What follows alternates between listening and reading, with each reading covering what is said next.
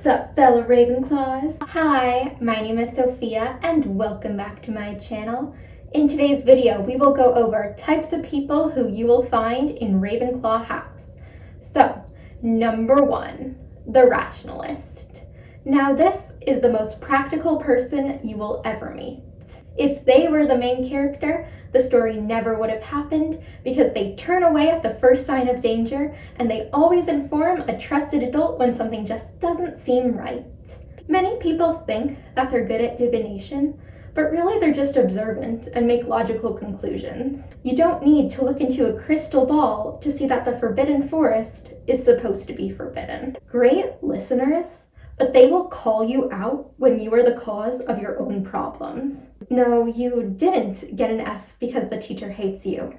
You got an F because you never studied nor paid attention in class. Peer pressure who?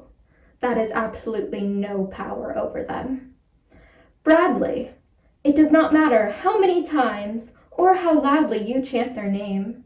They will not be joining you in underage drinking. They really look up to their professors and they admire their knowledge and authority, and they can't stand smart alecks who interrupt class because they think that they're smarter than the professor. Right now, they're trying to convince Dumbledore to add the Muggle subjects math and English to Hogwarts because even witches and wizards need to graduate with basic arithmetic and communication skills. They're also trying to argue that common sense needs to be taught at Hogwarts. The reasoning behind that one is so few people seem to have any common sense that it's almost like a superpower. So it makes sense to teach it at a school for training magical abilities such as Hogwarts. So far though, both requests have fallen on deaf ears. Ravenclaw number 2, the weirdo. You can probably tell already this is based off of Luna Lovegood. A lot of times you just want to ask this person, what planet do you live on? I mean, not in a bad way. I would want to go visit there sometimes, but really, what planet do you live on? Their methods can be unconventional. There's a spider in your room? Well, have you tried asking the spider nicely to please leave? If you were to look through their backpack, you would find that they are carrying the sketchiest items. Some things you might find are prosthetic limbs, a gorilla suit, a 30-pound watermelon, some rope, and a rusty knife with suspicious red stains on it. If you were to ask this person, out of concern, what they were doing with all of these items, they would tell you that they're for an art project. But these people are harmless, and a few months later you'll find out that they actually were for an art project. These people could be Jeopardy champions because they somehow know a lot of random trivia. Did you know that cows can have regional accents? Have you heard that it's legal to hunt unicorns in Michigan? They often talk to themselves out loud. They say though that they're not talking to themselves. They're talking to some other creature which you've never heard of before, and that no one else can see because it's invisible, but which they somehow found a way to detect its presence. Mostly speak in metaphors, but sometimes something they say will sound like a metaphor when they actually mean it literally. Somewhat superstitious, as in they don't follow mainstream superstitions, such as opening an umbrella indoors, but they believe in their own superstitions, which they will meticulously follow like their life depends on it. Can talk for hours and hours about all of the different conspiracy theories that they believe in. A lot of them tend to be loners because very few other people get them. A lot of other people are either confused or scared by their weirdness or unfortunately mistake it for stupidity. Ravenclaw number 3, the Celestial Sponge. Now this Ravenclaw got their name because their goal is to absorb as much knowledge as they possibly can until they become some sort of all-knowing being. They have read every single book in the Hogwarts library 5 times. Sleep? What's that? They never sleep.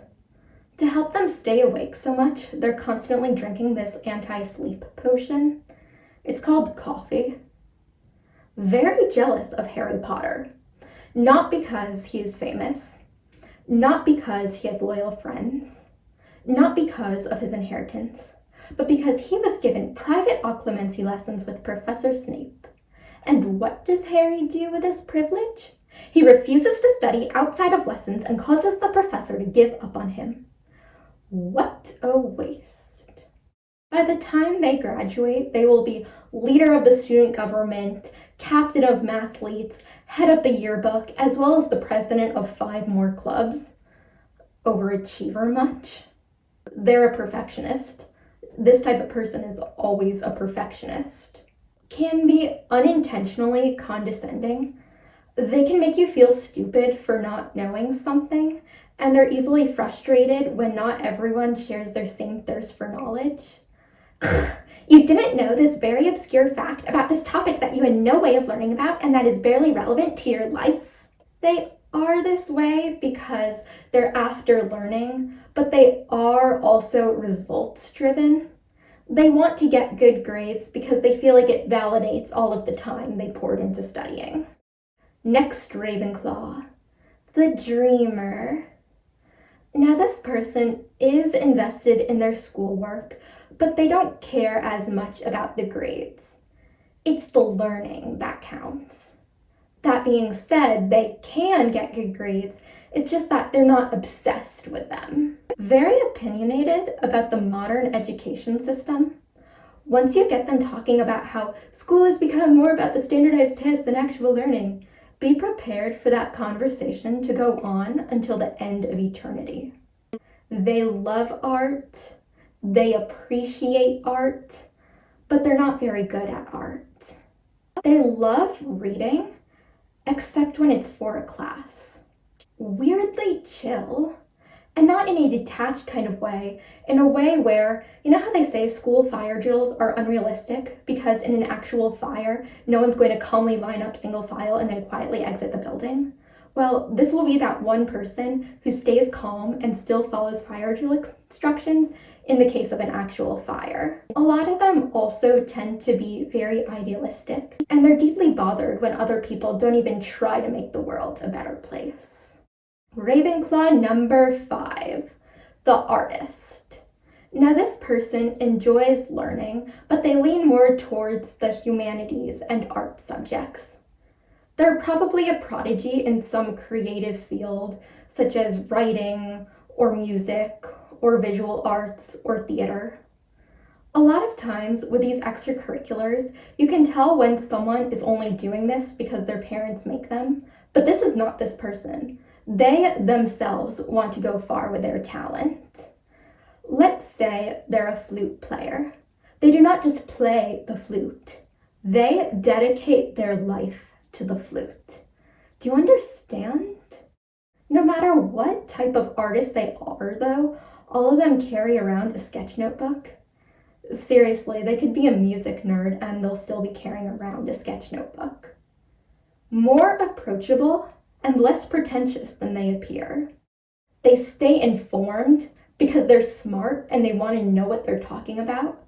They're also really great at debates because they know how to phrase things. Next Ravenclaw, the pranksters.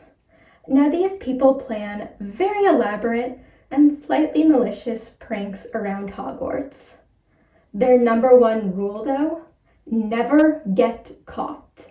To keep to this code, they're very selective about who they share their plans with. A lot of the other Ravenclaws don't even know who they are. One time, they created a fake sorting hat that placed students into the house where they least belonged. And it looked exactly like the real sorting hat. The same patches, the creases were in the same exact places, the same voice. It even sang a unique song every year. And it took the headmaster at the time 3 years to figure it out. And that was the only time in Hogwarts history where students were allowed to be resorted. But why am I telling you this story? You would have already known if you had read Hogwarts: A History. Like I said before, even though the fake hat was discovered, it was never solved who did it. They must have some Slytherin in them to be able to pull off these pranks. And just to be clear, all of their pranks are done out of boredom. They have time to carry out all of these elaborate plans and still get good grades. Ravenclaw number 7, the Slitherclaw. This person enjoys learning because of where it can get them. Knowledge opens doors. Sometimes they also use their knowledge against people. Silently or not so silently, they are judging you all the time. They make a really big deal about rolling their eyes when someone gets the answer wrong in class. They are the origin behind many people's fears of public speaking, and they are proud of that. They like being in Ravenclaw because people will automatically assume that they're smart and creative, so they get the credit without needing to try as hard to prove themselves first. Absolutely despise the prankster Ravenclaws because they see them as foolish time wasters, yet secretly admire how they never get caught. A lot of them probably do lean a little bit more towards the Slytherin side, but they chose to be in Ravenclaw because it's less suspicious. Next Ravenclaw, the Burnout. Now this is someone who is identified as a Ravenclaw for a very long time, but now they're having an identity crisis from letting academics define them too much. There are usually two ways that people end up here. Either one, they used to be the celestial sponge type of Ravenclaw, and now they just don't see the point anymore. Or two, they were considered gifted when they were younger, and now they're not as motivated to study because they're not used to needing to. Or both. Forget magic, they're interested in philosophy, particularly existentialism. Some of the few mental health advocates at Hogwarts, and they take raising awareness very seriously. Smart, but stupid at the same time. As in, they memorize the periodic table of elements, but then they'll tell you that they can't find their phone as they're talking to you on their phone. Cats are their spirit animal. All of them are also addicted to something. It could be to alcohol, it could be to caffeine, it could be to TikTok. They're just addicted to something. Strongly anti-capitalist. Very sarcastic and have a cynical view of the world. Books and the internet are their escape from reality. Most of the time, they would rather read about fictional characters than interact with most of their classmates. Even though they're constantly going through identity crises and they resent the pressure academia put on them, at the end of the day, they're still proud to say that they're a Ravenclaw. Alright guys, thank you so much for watching my video. Don't forget to like and subscribe, and I'll see you guys next time. Bye!